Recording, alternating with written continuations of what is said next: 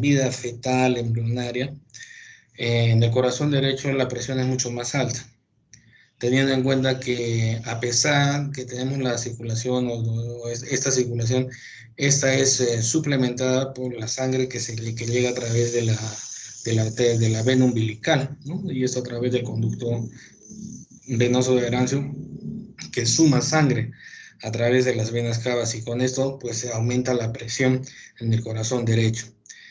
Muy aparte, pues que los pulmones aún están, pues, no están en funcionamiento en este periodo. Entonces eso también condiciona que en el lado izquierdo la presión baje. Además, también sabemos que en lo que es la formación del tabique interauricular, la disposición del septum primum y del septum secundum hacen que estas estructuras a través del agujero oval funcionen a manera de válvula. Y yo les dije, ¿qué significa esta función de válvula?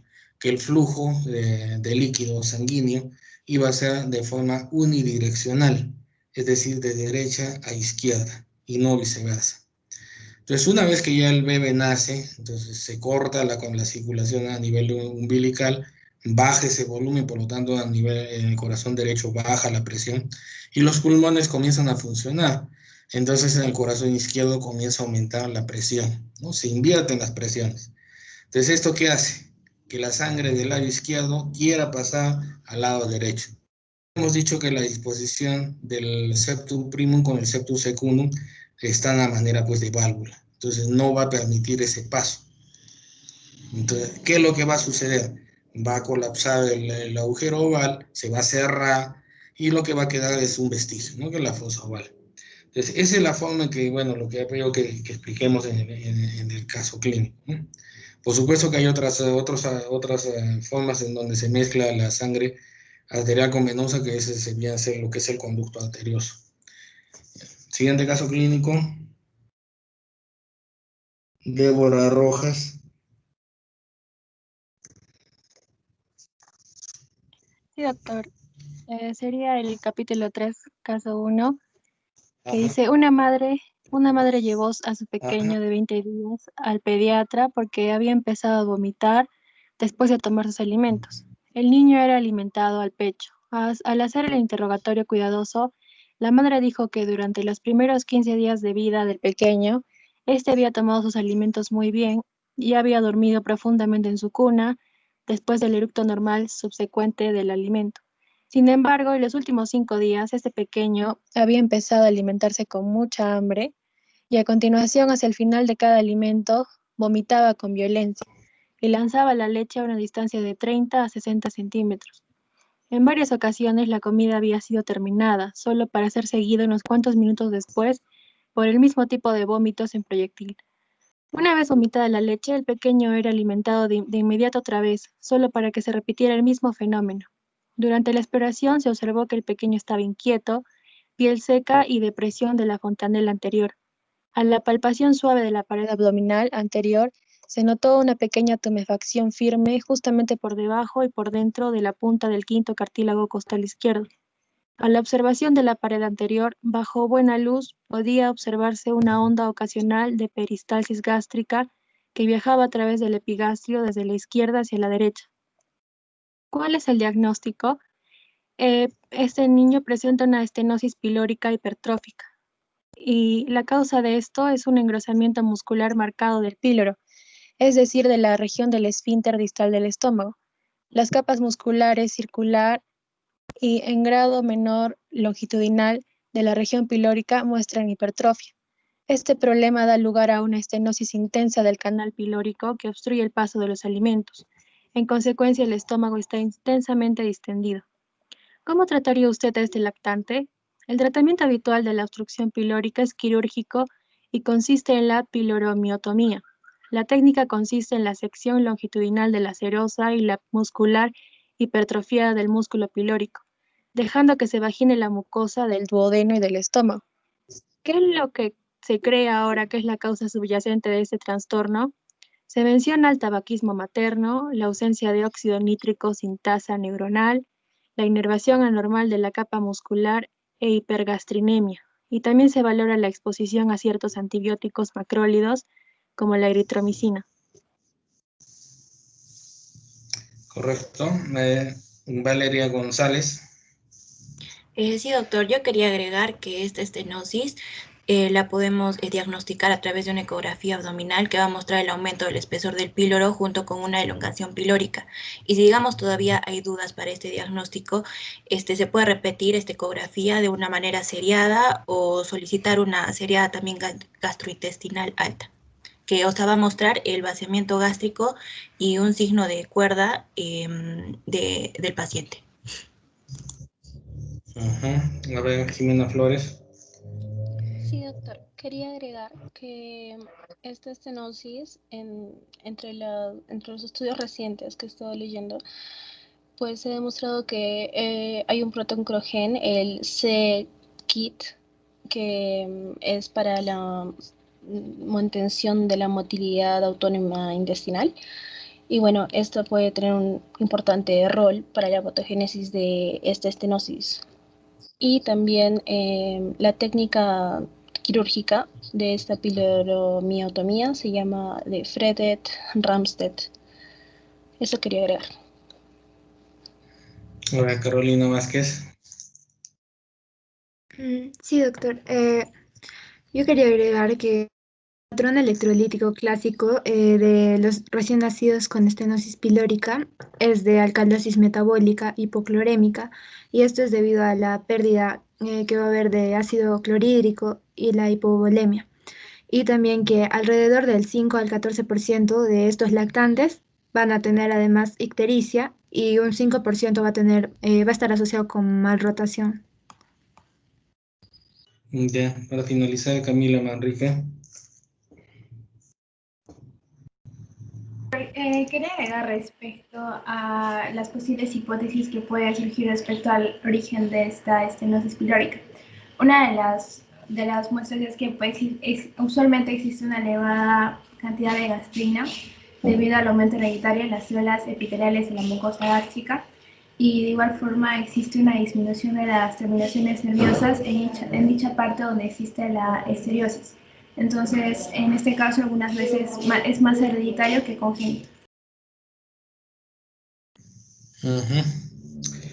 Entonces, estamos frente a una anomalía que puede ser diagnosticada de manera clínica, ¿no? Bueno, usted ya lo mencionó que también ecográficamente se puede hacer previamente también durante el periodo de gestación, pero también podemos hacer el diagnóstico de una forma clínica. Tengan en cuenta que este paciente lo que está presentando, lo que dice, nace de forma normal, pero la cuestión es que él se alimenta, el bebé, y pasado una vez que termina de alimentarse, tiene esos vómitos explosivos.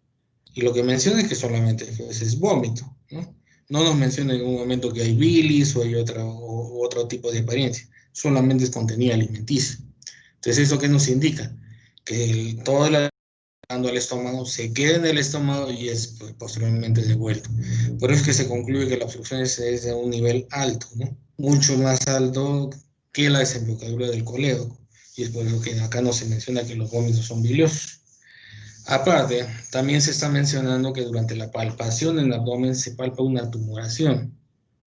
Y algunos lo asemejan como si fuera el tamaño de una aceituna. Entonces, por eso le digo, clínicamente se puede ya hacer el diagnóstico.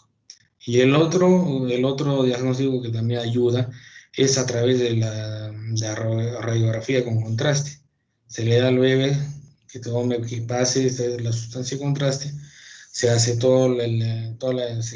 se toma una radiografía para ver cómo está dando el trayecto del esófago, del estómago, y justo cuando vaya a hacer el paso del estómago hacia el intestino, vamos a encontrar que nos vamos a encontrar con ¿cómo lo vamos a ver? Con un pequeño paso, ¿no? A través del pilo, de la sustancia de contraste, como un hilo. Por eso es que se llama el signo de la cuerda. Entonces, no se olviden eso que también es característico de este cuadro. Y es también pregunta en examen. Entonces, el signo de la cuerda es característico, lo que también define, orienta para este diagnóstico de estenosis hipertrófica de pilo. El tratamiento es netamente pues, quirúrgico. Tiene que hacerse una pilorotomía. Siguiente caso, Michelle Sonko. Ya, el caso 2. Se llamó a un residente de pediatría de la unidad de cuidados intensivos para examinar a una niña de un día de edad. La enfermera a cargo del caso dijo que la pequeña había vomitado de manera repetida los alimentos desde que nació. Los vómitos eran en proyectil y estaban teñidas con bilis. Solo había evacuado una cantidad pequeña de meconio de color amarillo pálido desde el nacimiento. A la exploración se encontró la pequeña deshidratada, con piel y lengua seca en la fontanela anterior deprimida. A la palpación de pared abdominal anterior no pudo descubrirse ninguna tumefacción en el epigastrio o por debajo del reborde costal derecho. Sin embargo, podría observarse en la peristaltis gástrica a través de la pared abdominal si recibía una botella de solución glucosada para que la viera. Una radiografía anteroposterior del abdomen no descubrió aire en intestino. El diagnóstico sería la atresia duodenal. ¿Cómo trataría usted esta pequeña? Bueno, obligatoriamente se tendría que someter a una intervención quirúrgica como una duodenostomía o duodenoyeyunostomía, generalmente por vía laparoscópica. La explicación embriológica a este trastorno de la atresia duodenal es el resultado de falla en la recanalización del duodeno. Durante el desarrollo inicial del duodeno, su luz queda completamente ocupada por células epiteliales. Si no se llega a producir una recanalización completa de la luz, se ocluye un segmento corto del duodeno. El bloqueo se presenta casi siempre en la zona de unión del colédoco y del conducto pancreático, y en ocasiones el bloqueo afecta al segmento horizontal del duodeno. Es todo, doctor. Ya. A ver, Nicole Camarena. Ya, doctor, esta atresia dice que está relacionada a los niños con síndrome de Down y también con lo que he podido leer sobre el diagnóstico diferencial, puede existir otros padecimientos como la atresia del yeyuno, que como sabemos es la segunda parte del intestino delgado, o la atresia intestinal múltiple. No estoy muy de acuerdo. Eso lo vamos a discutir más adelante. Carolina Vázquez. Ok, doctor. Yo había leído sobre que el diagnóstico en el periodo prenatal se puede sospechar si hay polidramnios y también si hay dilatación intestinal, ascitis o alguna de ellas combinadas. Y además otras anomalías que están asociadas a además del síndrome de Down, va a ser el Bacterol, que serían anomalías vertebrales, atresia anal, malformaciones cardíacas, fístula traqueoesofágica, atresia esofágica, anomalías renales y aplasia radial. A ver, Laura Gallegos. Un poco, quería decir que su diagnóstico suele ser más preciso de la atresia duodenal y se llega a él en un 75% de los casos. Como lo había mencionado Carolina, el signo prenatal clásico es la doble burbuja, que consiste en la dilatación de la cámara gástrica y el duodeno proximal dilatado. Habitualmente también se asocia a polidramnios y un tercio de ellos se asocia con trisomía 21 también, como lo había mencionado. Rafaela Ceballos. Sí, doctor. Bueno, yo quería comentar un poco sobre el tratamiento. Primero se coloca una sonda para descomprimir el estómago y la deshidratación y el desequilibrio electrolítico se va a corregir administrando líquidos a través de una vía intravenosa. De igual manera, es necesario la cirugía para corregir la obstrucción duodenal y puede presentar algunas complicaciones, como son la inflamación de la primera parte del intestino delgado, problemas en la motilidad intestinal y reflujo gastroesofágico. Para finalizar, Yulisa Villalda. Ya, doctor. Los polidramios que se ven durante el embarazo, que es el aumento del líquido que rodea el bebé, sucede porque el feto comienza a partir de la semana 12 a deglutir y digerir el líquido amniótico. En el caso de las atresias digestivas, este ciclo se rompe provocando una acumulación del líquido amniótico, apareciendo además un aumento en el peristaltismo intestinal. Entonces, como hemos visto, este caso pues es muy distinto al anterior, ¿no? En ese caso, los vómitos que está presentando, entonces el bebé pues presentan bilis. Entonces eso ya me indica que la obstrucción ya no es tan alta, tiene que ser un poco más baja.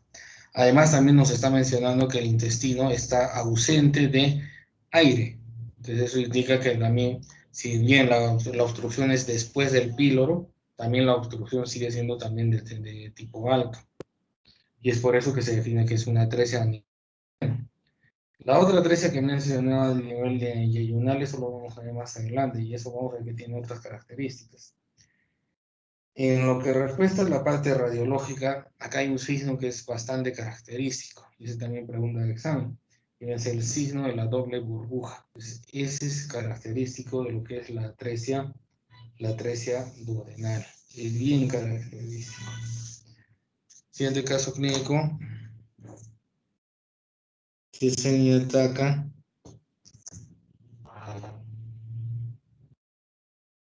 Sí, doctora. Ya. Caso número 3. Un varón de 20 años de edad con mongolismo, síndrome de Down, fue operado por obstrucción intestinal aguda. Durante la laparotomía se encontró un anillo de tejido que da la vuelta alrededor de la segunda porción del duodeno. Y nos dan preguntitas. Pregunta número 1. ¿Puede usted explicar la existencia de este anillo de tejido desde el punto de vista embriológico? Voy ya. El páncreas anular se asocia a otras malformaciones congénitas del tubo digestivo, con más del 70% de los casos, incluyendo la atresia o estenosis duodenal, malformación intestinal, atresia esofágica y también incluso otras anomalías cardiovasculares. Y también se ha descrito asociado a alteraciones cromosómicas como el síndrome de Jacobsen y de la detección terminal del 11Q.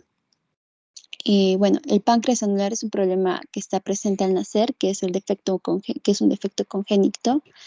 Y los síntomas mayormente que ocurren son cuando el anillo de páncreas va a comprimirlo y va a estrechar el intestino delgado, de manera que el alimento que el momento de tragarlo no va a poder pasar fácilmente no pasa en su totalidad.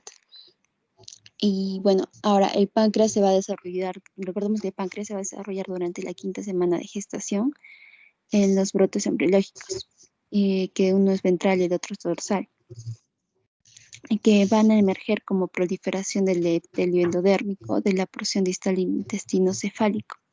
El brote ventral pasará a formar parte de la parte inferior de la cabeza del páncreas y el proceso funciforme cuando el proceso del duodeno va a girar en el sentido horario sobre su eje longitudinal, haciendo que el brote ventral se va a desplazar hacia el dorso y se va a fusionar junto con el brote dorsal. Entonces, de esto que va a poder ser desarrollado el resto de la glándula. Ahora, el páncreas anular va a ser la malformación que va a estar caracterizado por la cabeza del páncreas, en la que va a formar un anillo completo o incompleto en la segunda porción del duodeno, causando la obstrucción misma.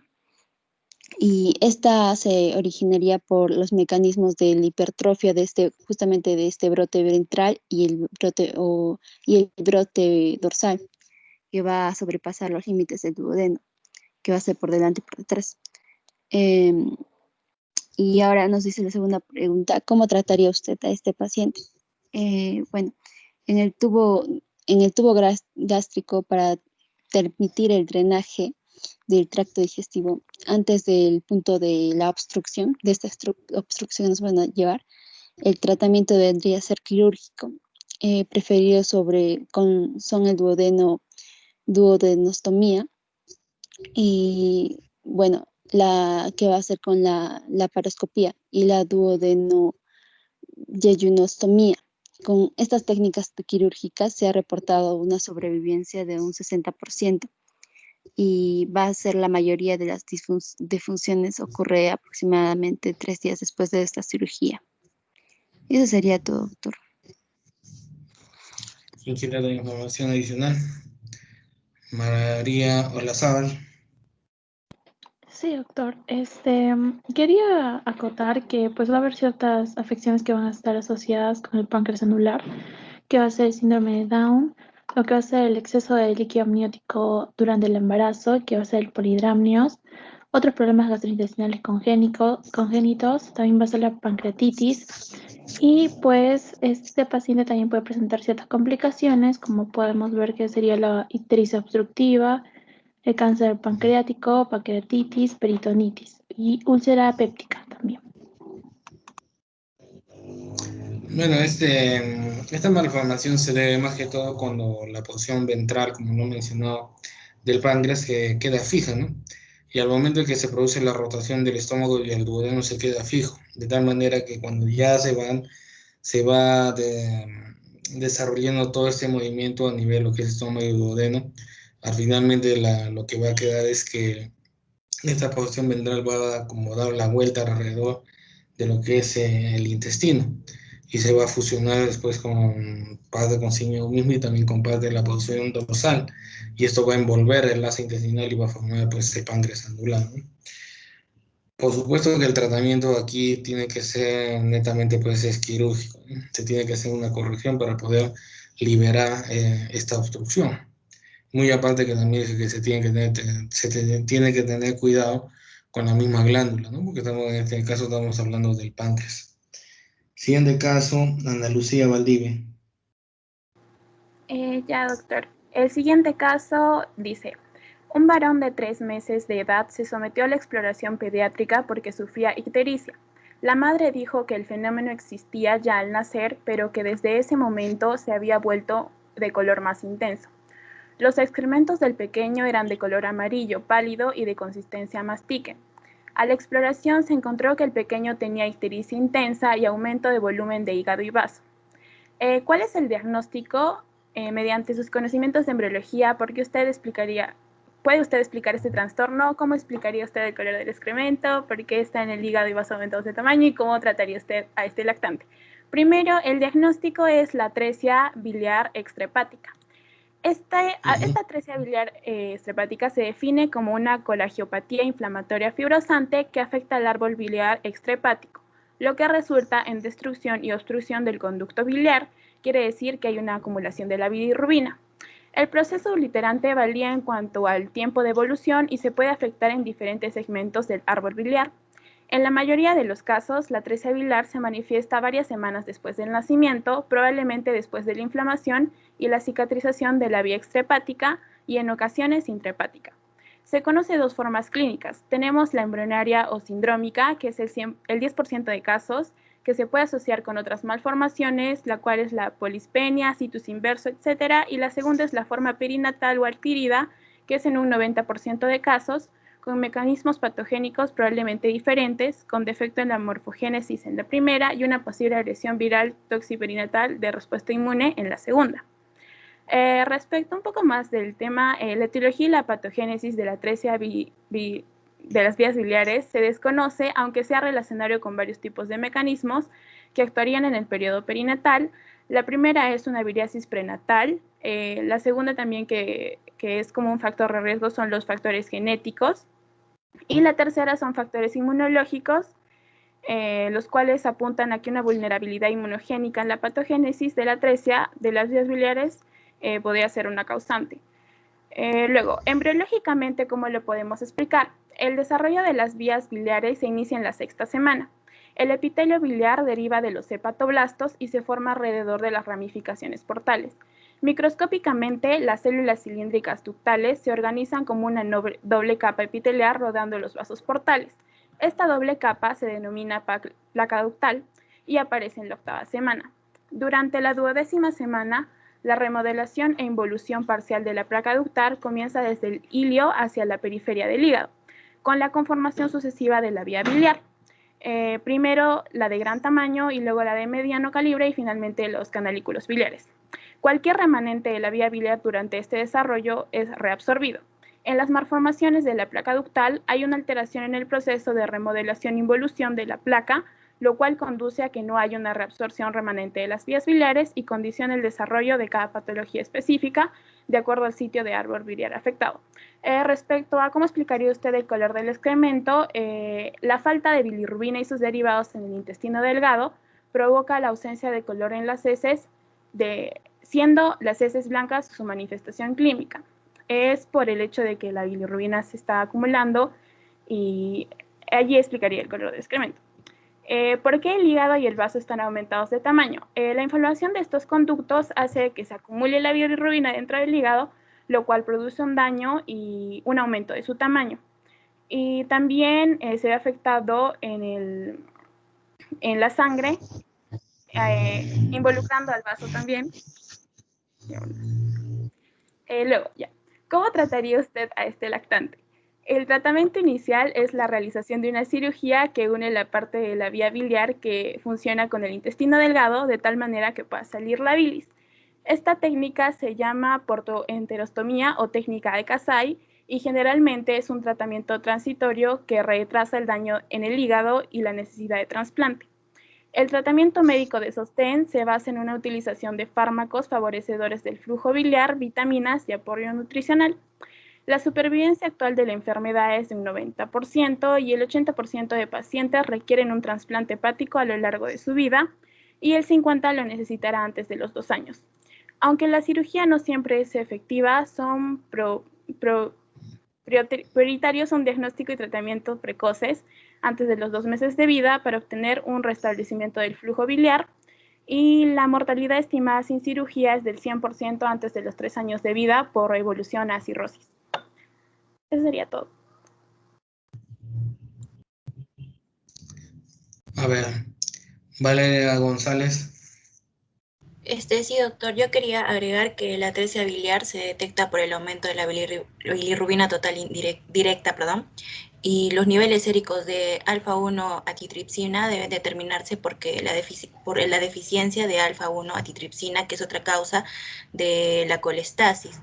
Y también hay pruebas necesarias para evaluar la función hepática que van a incluir la albúmina, las enzimas hepáticas, el tiempo de protombina, el tiempo de tromboplastina parcial y el nivel de amoníaco. Y también se debe determinar la concentración de cloruro en el sudor para descartar una fibrosis quística. A ver, Fabiola Díaz. Algunas causas relacionadas con la atresia biliar son las infecciones virales o bacterianas, problemas en el sistema inmunológico y una mutación genética. La atresia biliar puede ser relacionada con el síndrome de Algin, que es causado por la mutación del gen NOTCH2. María Fernanda Rojas. Bueno, doctor, yo quería hablar más que nada sobre el diagnóstico, ¿no?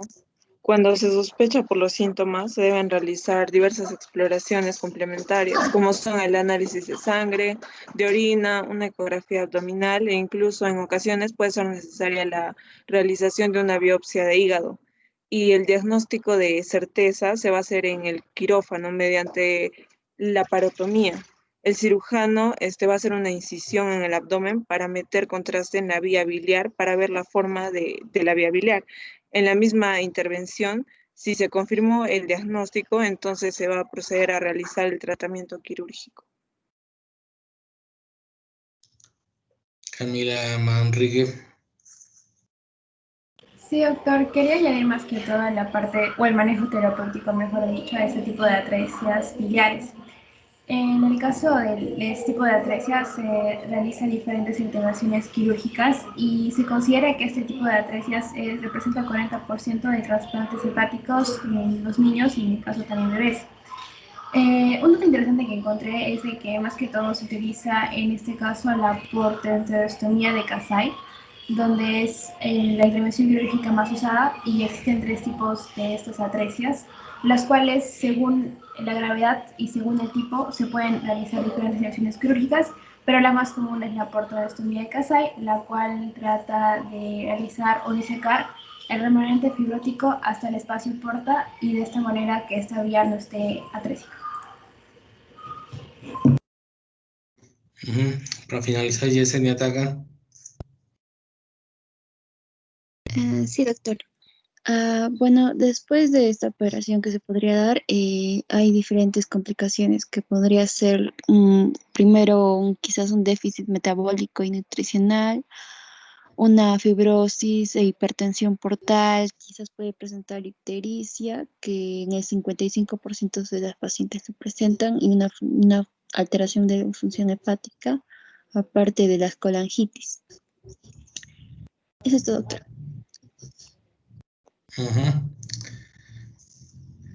Entonces estamos hablando pues de un cuadro de obstrucción de vías hepáticas, ¿no? Y por lo tanto, si tenemos una obstrucción, vamos a tener una hiperbilirrubinemia, que va a ser a predominio directo.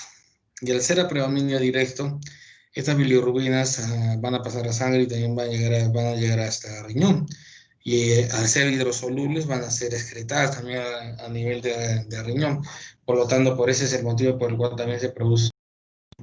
Y el otro signo que también encontramos acá viene a ser lo que es la acolia.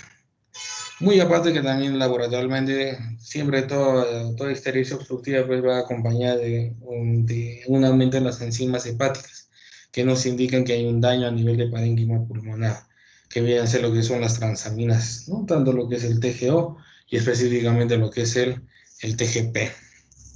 Siguiente caso clínico, Caroline Velade. Capítulo 4, Sistema Digestivo, parte 3. Se llamó al residente de cirugía a la sala neonatal para examinar a un pequeño de 36 horas de edad. Este estaba vomitando líquido teñido con bilis. Los vómitos no eran de gran volumen ni forzados. Durante la exploración se encontró distensión generalizada de abdomen con abombamiento hacia la pared abdominal anterior. La piel que cubría la pared abdominal estaba muy estirada y brillante. El pequeño solo había evacuado una cantidad pequeña de meconio grisáceo desde el nacimiento. No se observaba peristalsis a través de la pared abdominal. La exploración rectal con el dedo meñique no descubrió nada anormal. La exploración radiológica descubre que la existencia del aire en el intestino delgado, que estaba distendido y tenía niveles líquidos. Sin embargo, el aire y niveles líquidos estaban limitados en la parte superior del intestino. No había aire en la parte distal del ilio o del colon. ¿Cuál es el diagnóstico? El diagnóstico que encontramos aquí en este caso es la obstrucción intestinal, una atresia yuyinal congénita. Este diagnóstico se caracteriza por ser una interferencia en el tránsito normal del contenido intestinal. En este caso, encontramos que es un simple de nivel medio. Se considera yuyinal porque en el caso indica que el aire está presente en la parte superior del intestino, estando en la parte distal del mismo sin aire. ¿Cuáles son las probables explicaciones embriológicas de este trastorno? En el desarrollo embriológico está dividido en tres porciones. El intestino anterior, comprometido con la unión de tubo de duodeno yuyinal, en el intestino medio correspondiente en la parte de yeyuno-ilio y en la parte derecha del colon, mientras que el colon posterior está comprometido en la porción izquierda del colon y el recto. En general, el tracto intestinal embriológicamente empieza a desarrollarse en su cuarta semana, donde el tubo rectal empieza a tener unas transformaciones donde ocurre la obstrucción total de la luz intestinal, empezando a formar vacuolas entre las células epiteliales, las cuales posteriormente se unen entre sí, formando las cavidades quísticas que finalmente para la posterior se unen la 12ª semana para establecer el complemento de la luz intestinal. Usualmente este periodo de tiempo se generan las formaciones congénitas, tales como la estenosis o la atresia intestinal. ¿Cómo trataría usted para este paciente? Bueno, hay dos tratamientos que podríamos hacer en este caso, el tratamiento no operatorio y el tratamiento quirúrgico. Vamos a hablar un poco del tratamiento no operatorio. En el tratamiento no operatorio es necesario equilibrar la pérdida de líquido y electrolitos. Es fundamental verificar las emisiones urinarias para la densidad de la orina para verificar si la reanimación es la correcta. De alguna manera es importante realizar la aspiración nasogástrica para evitar el vómito y así evitar la distensión gaseosa adicional del abdomen. También tenemos la quirúrgica, que es la intervención quirúrgica en el tratamiento definitivo. No es necesario resecar las porciones de atresia, realizando así una anastomosis primaria, pero el pronóstico después de dicha intervención es de un 90% de supervivencia. A ver, ¿quién quiere dar información? Laura Gallegos. Con respecto a la clasificación de las atresias, mide que puede ser de diferentes tipos. El tipo 1 del diafragma intraluminal, aproximadamente el 20% de los casos, es decir, la membrana de la mucosa. En tipo 2, atresia con cabo proximal ciego y cabo distal acordonado, que aproximadamente lo tiene el 35% de los casos. El tipo 3A, que es atresia con cabos separados y defecto mesentérico en V, que es aproximadamente el 20%. El 3B es atresia con cabos separados y mesenterio en árbol de Navidad. Y el tipo 4 es una atresia múltiple, que lo tiene aproximadamente el 6% de la población, que suele ser más raro. Ya. A ver, María Fernanda Rojas. Sí, doctor. Una de las causas más comunes de lo que es la obstrucción intestinal en el intestino delgado son las bridas y las adherencias. Se pueden clasificar en obstrucciones intestinales simples o una obstrucción intestinal con estrangulación. La primera se va a caracterizar por la existencia exclusivamente de una afectación a nivel de lo que es el tránsito intestinal, mientras que en la segunda, además de estar afectado el tránsito intestinal, se va a encontrar afectada lo que es la circulación sanguínea del segmento intestinal dañado. Carolina Castañón. Bueno, lo que yo pude averiguar de la obstrucción intestinal es que se suele hallar que las asas están distenidas y peristálticas, acompañadas también de un polidramios, y no siempre está la presencia, como ya mencioné, de las asas dilatadas. Nada más. Ya, Bianca Unzueta. Yo averigüé que el pronóstico de los lactantes con esta enfermedad es muy bueno, con una supervivencia mayor al 90%. Y este pronóstico depende de la longitud del intestino delgado que reste y también de la presencia de la válvula ileocecal. Estos lactantes, que luego pueden presentar un síndrome de intestino corto, requerirían una nutrición parenteral durante periodos prolongados, pero en caso no, aumenta la tasa de supervivencia. Entonces, estamos hablando pues de un cuadro de obstrucción, ¿no?, de vía digestiva, pero que ya no es tan alto. Ya es una obstrucción que ya va descendiendo. Y es por eso que vamos a definir que va a ser a nivel de intestino medio, así por lo mismo que también lo que nos indica la historia clínica. Nos indica que hay presencia de aire y líquido, es decir, niveles hidroaéreos a nivel de intestino. Pero a nivel de lo que es el colon y el intestino bajo, el intestino delgado bajo, no hay presencia de aire. Entonces eso ya nos indica que la obstrucción pues, está más o menos a la mitad del intestino delgado, ¿no? Asimismo también las características de la clínica. Los vómitos no son pues tan violentos como son cuando es una obstrucción alta, ¿no? Entonces todo esto nos ayuda a definir pues, que el diagnóstico es una atresia del intestino medio. Ahora, para el tratamiento de la corrección, pues es quirúrgica, pero lo que primero que tenemos que hacer es liberar todo el intestino, es decir, que no tenga contenido, porque mientras tenga contenido no se puede hacer ningún tratamiento quirúrgico.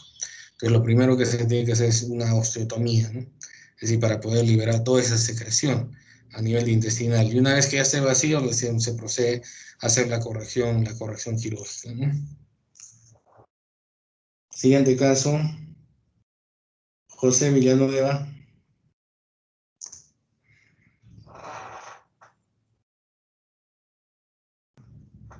¿Está presente?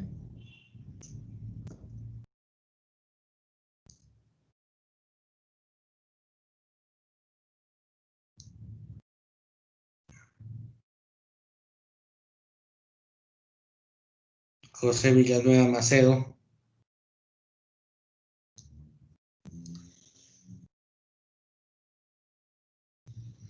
No está presente. Tiene falta. Siguiente caso, Rafaela Ceballos. Sí, sí, doctor. Un pequeño de 5 años de edad murió por obstrucción del intestino grueso. Durante la necropsia se encontró que tenía un colon descendente duplicado. ¿Cómo explicarían ustedes la alteración en términos embriológicos? Bueno, la aparición de un colon duplicado suele aparecer en el mesenterio del intestino en solo un segmento específico de este, y se diferencia en dos tipos, quística y tubular. Y el fenómeno ocurre mayormente por la ausencia de la recanalización normal del intestino primitivo posterior. El intestino primitivo posterior es el responsable de generar embriológicamente la mitad izquierda del colon transverso, el colon descendente, el colon sigmoide, el recto y la parte superior del conducto anal. La recanalización y la obliteración de las porciones luminales del tracto gastrointestinal ocurren en el segundo mes de vida embrionario. Y en esta parte descendente del colon se crea un tampón epitelial en su interior. Este deberá ser recanalizado por completo para que solo exista una luz. Sin embargo, en estos casos se recanalizan dos luces, por lo que el proceso de vacuolización se crea un tabique central y termina evolucionando en un intestino grueso de doble luz. En esta división será diferente dependiendo del tipo de duplicación de que estemos hablando. Si es una quística, no existirá una conexión entre el duplicado y el intestino verdadero, pero si es tubular, va a existir una conexión.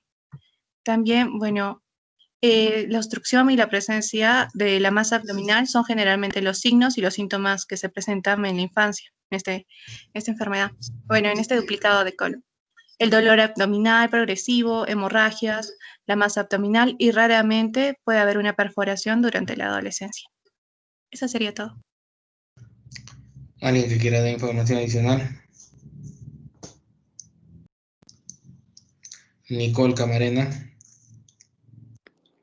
Ya, doctor, según lo que he investigado, la presentación clínica de la duplicación de colon es muy variable y la mayoría de los pacientes tienen cuadros severos de estreñimiento crónico. Muchos son catalogados como con enfermedad de Hirschsprung. También hay pacientes asintomáticos que con una comunicación adecuada entre el intestino duplicado y el nativo, y a veces no se requiere ningún tratamiento. Ya, a ver, Yulisa Villalta. Ya, doctor. El tratamiento depende del sitio duplicado en sí, cuando este es posible. Lo usado es la resección completa del segmento, cuidando de preservar la irrigación común del colon normal. Y se informa también que la resección de los mismos mediante el abordaje laparoscópico. Cuando la irrigación está tan íntimamente unida, resultando imposible esa separación, entonces requiere una resección de la duplicación en conjunto con el intestino normal.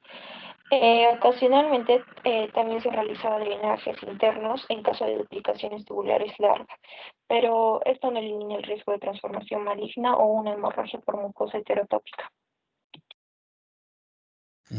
Bien, Consueta. Ya, yo averigüé que las duplicaciones colónicas que no tienen síntomas, con una buena comunicación con el intestino normal, muestran una función normal y no presentan ni causan obstrucción. Y para establecer este diagnóstico serían útiles una radiografía con contraste, una ecografía que puede incluir la prenatal, una TAC y una resonancia magnética. Para finalizar, Max Fuentes. Bien, yo también quería acotar que, bueno, es común que estas duplicaciones estén asociadas a otras malformaciones congénitas, como son la malrotación, divertículo de Meckel, deformidades en la columna lumbosacra y genitourinarias, como duplicación de vagina, útero, vejiga y uretra. Incluso se han reportado algunos casos de triplicación tubular del colon. Correcto. Siguiente caso clínico, Diego Anagua.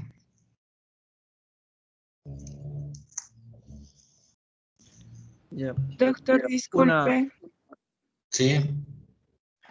Ya terminó de llamar a casi todos, pero a mí todavía no me llamó para hacer un caso clínico. A ver, espérate. Es que miren, les vuelvo a explicar, les estoy haciendo de manera intercalada. He empezado por el alumno número 1, he ido por el 3, 5, 7, etcétera, etcétera, y llegó hasta el 41. Y ahora estoy tomando los números pares. Todos van a participar, no se preocupen, como les vuelvo a repetir, son 59 casos clínicos. Y ahorita recién vamos haciendo 20. Todos van a participar, no se preocupen, yo los voy a llamar. A usted ya le va a tocar más adelante, pero también le va a tocar. Y aún así todavía van a sobrar casos clínicos que, como les vuelvo a decir, les voy a dejar para que participen una vez que todos hayan participado. Todos van a participar, no se preocupen. Ya. A ver, por favor, Diego Nagua, continúe. Ya. Una niña de 3 días de nacida vomitó un poco de líquido teñido con bilis durante el primer día. Durante el segundo día vomitó en 3 ocasiones y el tercero en 6 ocasiones. Los vómitos eran proyectil y estaban teñidos de verde con bilis. Durante ese periodo evacuó por el recto un poco de meconio de aspecto normal. Durante el tercer día expulsó cierta cantidad de sangre por el recto. Al principio no había distensión abdominal, pero durante el tercer día en abdomen se distendió en general. Se encontró que la pequeña estaba deshidratada. Se hizo diagnóstico de obstrucción de parte alta del intestino y durante la operación se encontró que esta pequeña tenía malrotación intestinal. El duodeno estaba situado por delante y por encima de la arteria mesentérica y el colon por detrás del mesenterio, del intestino delgado. Además, había vólvulo de intestino delgado. ¿Puedes explicar el trastorno de malrotación del intestino y por qué ocurrió el vólvulo de intestino delgado? Bueno, la malrotación es la anomalía congénita más común del intestino delgado. La malrotación sintomática ocurre con menor frecuencia, en 1 de cada 6.000 nacidos vivos. Durante el desarrollo embrionario, el intestino primitivo sale de la cavidad abdominal.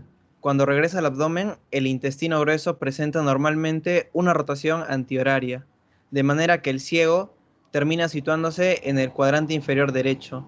La rotación incompleta, en la que el ciego queda localizado en otro lugar, por lo general el cuadrante superior derecho o la parte media del epigastrio, puede causar obstrucción intestinal debido a bridas retroperitoneales, o sea, las bandas de Ladd, que se extienden a través del duodeno o debido a un vólvulo de intestino delgado, que al carecer de su fijación peritoneal normal, gira sobre su mesenterio angosto, similar a un tallo. Y es por eso que se produce la malrotación del intestino delgado.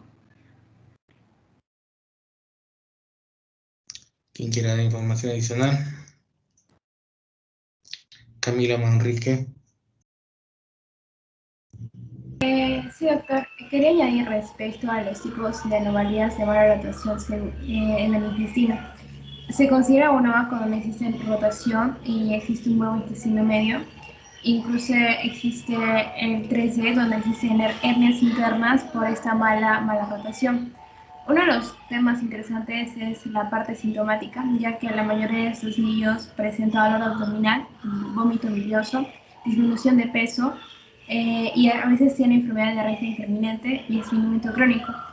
Mayormente este cuadro sintomático lo presentan aquellas enfermedades, ya sean atresias o estenosis intestinales, pero en el caso de que queremos ver si es una mala rotación, es necesario en todos los casos realizar una radiografía, una radiografía que vendrían a ser una serie gastrointestinal para realizar el diagnóstico adecuado y no realizar un diagnóstico diferencial malo, porque en este caso, como mencioné, existe iguales síntomas. Su audio está entrecortándose. Doctor, ahora sí se puede escuchar bien. Ya, ahora sí. Ya, lo que estaba mencionando era respecto al cuadro sintomático, que es necesario realizar un buen diagnóstico diferencial, porque mayor parte de los síntomas son iguales, ya sea en atresia y ya sea en estenosis, ya sea a diferentes niveles. Entonces, es necesario realizar un buen cuadro diagnóstico con radiologías, pero sobre todo con niveles claros en el laboratorio, como es el nivel de bilirrubina y los niveles de sangre, y también ver presencia de sangre en las heces, para poder determinar si es una mala rotación del intestino. Nicole Camarena. Ya, doctor, yo quería mencionar sobre el tratamiento y lo que leí es que se necesitaba una reparación quirúrgica, dado que la presencia de esta malrotación exige una cirugía inmediata, que es un procedimiento de LAT con lisis de las bridas retroperitoneales y la liberación del vólvulo. Este procedimiento se puede hacer por vía laparoscópica o como un procedimiento abierto. Esta realización del procedimiento de LAT por vía laparoscópica para la malrotación sin vólvulo puede disminuir el tiempo hasta que se vuelva a introducir la nutrición enteral y reducir la duración de la estancia hospitalaria, en comparación con un procedimiento abierto. Bianca Unzueta. Ya, doctor. He investigado que en caso de los prenatales, esta malrotación puede clasificarse en atención a la edad de presentación en malrotación precoz o neonatal y una malrotación tardía. La neonatal es en el primer mes de vida y la tardía en la infancia, adolescencia o edad adulta. Y la primera, como ya dijo, suele manifestarse con vómitos biliosos y siendo destacable su tendencia a una volvulación. Y luego, en el caso de la malrotación tardía, se manifiesta clínicamente con episodios más graves, ¿no? Como sería el dolor abdominal, vómitos y a veces un cuadro inespecífico que nos puede conducir a un diagnóstico equívoco a la edad adulta. Y se dice que también la radiografía, el patrón de oro para el diagnóstico vendría a ser el tránsito digestivo superior. O sea, fijarnos en eso, mucho más que una tomografía axial computarizada, y que a veces en la radiografía nos puede dar un 15% de probabilidad que nos hallemos ese diagnóstico. Para finalizar, Paola Olad. Doctor, yo leí sobre las complicaciones de la malrotación intestinal, entre las cuales destaca la falta del flujo sanguíneo en la parte bloqueada del intestino, lo cual puede conllevar a la muerte de los tejidos y causar necrosis. Otra de las complicaciones es la perforación del orificio en la pared del intestino. También puede causar peritonitis, ya que está habiendo una inflamación del revestimiento de la cavidad abdominal. Y una de las complicaciones más serias sería que cause una septicemia. Bueno, lo que tenemos acá pues es una rotación invertida de lo que es el intestino primitivo medio, ¿no? Y esto se va a esto va a dejar como una secuela, una falta de fijación del intestino a la pared abdominal, y es por eso que estas asas van a estar sueltas, y al estar sueltas, pues estas asas pueden girar sobre sí mismas y pueden volvularse, y es lo que ha sucedido, ¿no? Entonces, el tratamiento es netamente quirúrgico, y lo que posteriormente también se tiene que hacer es tratar de fijar estas asas para que en el futuro no se vuelvan a volvular. Siguiente caso clínico. Laisha Becerra.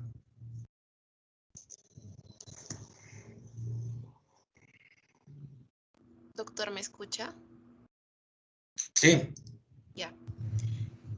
Sería el cuarto caso, que es sobre un varón de 6 años de edad se sometió a un examen pediátrico por antecedentes de dolor recurrente en la región umbilical. El dolor era sordo y terebrante y llevaba una semana de duración aproximadamente. Había reaparecido en 4 ocasiones en los últimos días. 2 días antes de la exploración, el pequeño había tenido hemorragia rectal intensa y había periodo con nacimiento durante una exploración. Se observó una cierta sensibilidad de pared abdominal anterior en la región de la fosa ilíaca derecha y el pequeño estaba francamente anémico. El examen de excremento descubrió que estaba teñido con sangre de color rojo oscuro. ¿Tiene el paciente apendicitis o divertículo de Meckel? ¿Cómo trataría usted a este pequeño? Bueno, el diagnóstico para este pequeño de 6 años de edad sería el divertículo de Meckel. porque aunque estos síntomas sean muy parecidos a los de la apendicitis por su inflamación, es que se puede decir que se trata de un divertículo porque hay una hemorragia rectal. Entonces, esto puede ocurrir por ulceraciones o hemorragias severas propios de este trastorno. Entonces, el divertículo de Meckel es una anormalidad congénita común y ocurre cuando la unión entre el intestino y el cordón umbilical no se va a cerrar completamente durante la evolución fetal. Lo que pasa es que está presente en alrededor de 2% de la población y es causada por una obliteración incompleta del conducto vitelino y consiste en una acumulación de sáculo congénita en el borde antimesentérico del ilio. Entonces, en la mayoría de los casos no va a causar ningún problema, pero en un caso de número de pacientes, estos divertículos pueden infectarse, causando diverticulitis, y así hay una obstrucción o sangrado del intestino. Entonces, el síntoma más común va a ser un sangrado indoloro por el recto. Y las heces pueden contener sangre fresca o tener apariencia negruzca y similar a la brea. Con frecuencia, la diverticulitis de Meckel o su infección del divertículo de Meckel se diagnostica equivocadamente como apendicitis, como lo dijo el caso, y se manifiesta por las siguientes formas. Puede ser por dolor abdominal agudo, en la localización en la parte central y derecha del abdomen, y que porque su intensidad o su localización también resulta indistinguible de la apendicitis y puede acompañarse o no también por sangrado. Y también por la presencia de sangrado de las heces sin dolor abdominal. Y aparte también como causa de una invaginación intestinal que puede producir dolor abdominal, vómitos, irritabilidad y una masa palpable en el lado derecho. Esto ocurre mayormente en niños menores de 6 años. En caso de que, además del divertículo, haya un ligamento o un falo mesentérico en las asas del intestino delgado, puede enrollarse alrededor del vólvulo intestinal y producir también una obstrucción intestinal que se manifiesta en forma de vómitos, dolor, distensión abdominal y estreñimiento agudo. El tratamiento que se puede dar para este divertículo de mente se recomienda mayormente la cirugía para extirpar este divertículo en caso de que haya mucho sangrado. El segmento que contiene el divertículo es extraído y los extremos del intestino se cosen para que se puedan juntar nuevamente. También se necesiten suplementos de hierro para tratar la anemia y puede necesitar una transfusión de sangre si presenta demasiado sangrado. Entonces, los pacientes con obstrucción intestinal causada por el divertículo de Meckel requieren ya cirugía temprana. Un divertículo sangrante con una zona indurada en el ilio adyacente exige la resección de este segmento del intestino. Mientras que en otros casos también es solo necesario resecar el divertículo cuando este sangra, pero no hay una induración ileal. No es preciso también resecar pequeños divertículos asintomáticos hallados incidentalmente en la laparotomía. Entonces, el diagnóstico diferencial sería la apendicitis. Esto sería todo, doctor. Ahora, Gabriela Yanarico. Sí, doctor. Bueno, en cuanto al diagnóstico, si se piensa que la hemorragia rectal tiene su origen en un divertículo de Meckel, se va a llevar a cabo un estudio por imágenes llamado gamografía de Meckel. En este estudio se va a administrar por vía intravenosa una pequeña cantidad de una sustancia radiactiva inofensiva. Esta sustancia es captada por las células del divertículo, que puede ser observado mediante una cámara de detección radiosensible o, bueno, puede ser una cámara gamma o gamma cámara.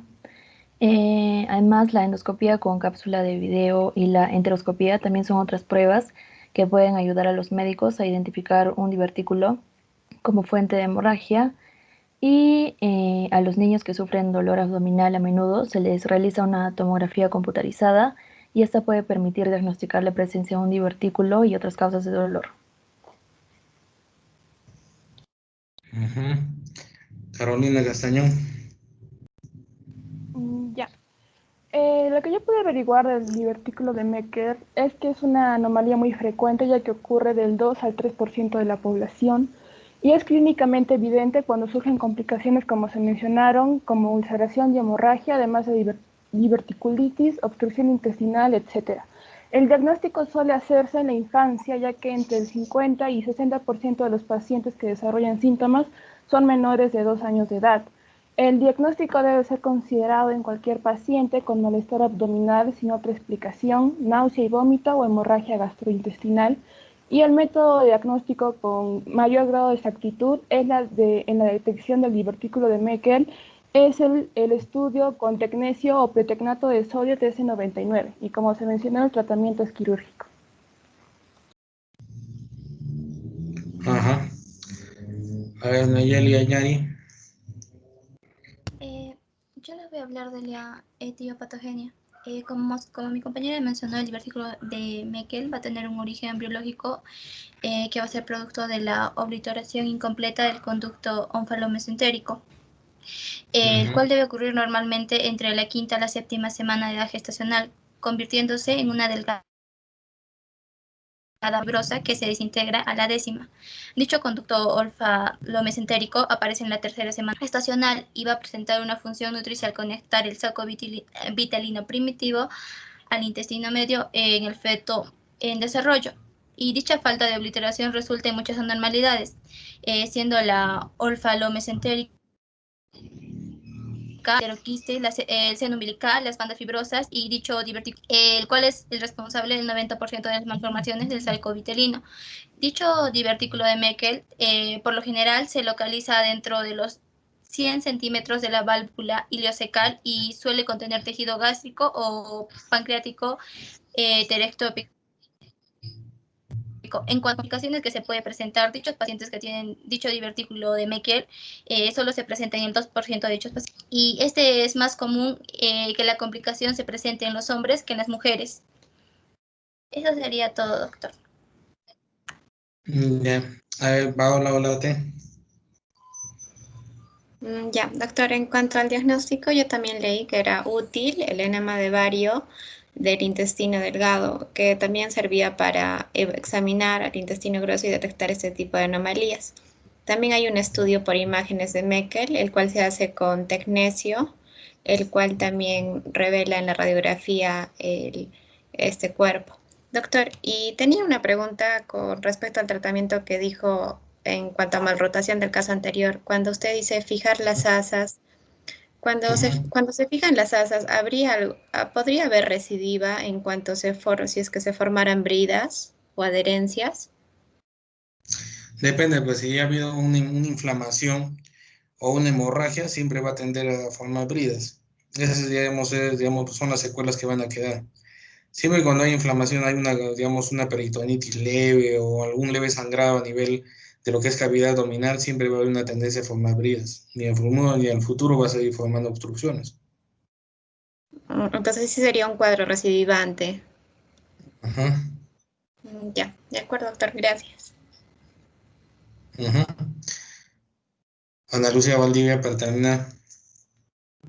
Sí, yo quería añadir que el divertículo de Meckel es más frecuente en niños que en niñas y también los varones menores de 2 años son más propensos a tener estas complicaciones, y entre las anomalías congénitas asociadas a este están las bridas congénitas, la hernia inguinal indirecta, hernia umbilical y encefalocele.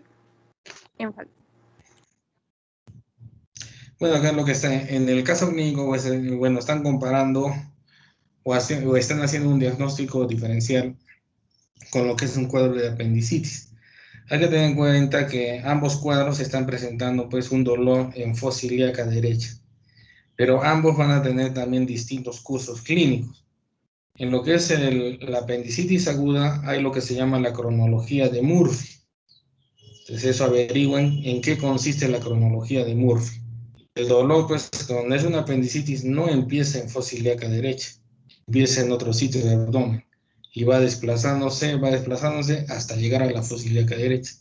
Eso se llama la cronología de Murphy, lo cual no es en este cuadro. El otro punto es que aparte de tener el dolor de fosa ilíaca derecha, está presentando pues presencia de sangre a nivel de lo que son las heces, y eso indica sangrado, hemorragia digestiva. Si es la sangre no está digerida, es rutilante, roja o como dicen acá en coágulos, la hemorragia es baja.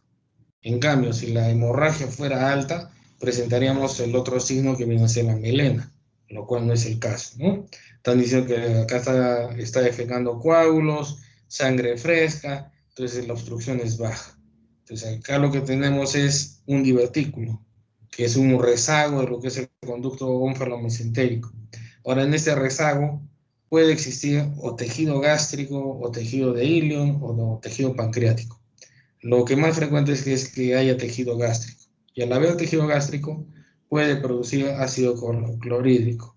Y este ácido clorhídrico va a hacer que se ulcere. Y al ulcerar se va a producir sangrado.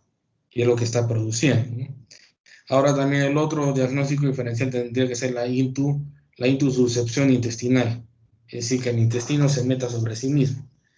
Eso también puede producir un sangrado y lo que va a producir característicamente son las heces en jalea de frambuesa. Y hay otros cuadros que también podrían confundirse, al menos en nuestro medio, en la cual puede ser la amebiasis intestinal. Cuando hay amebiasis intestinal, también puede haber la presencia no solamente de moco en las heces, sino también la presencia de sangre.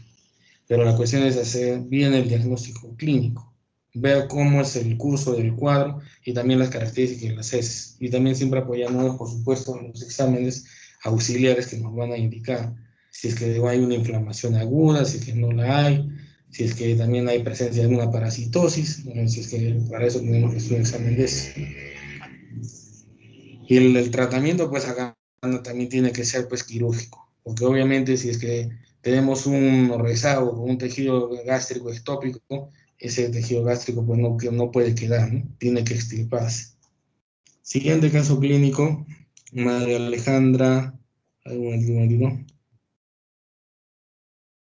Nicole Camarena. Ya.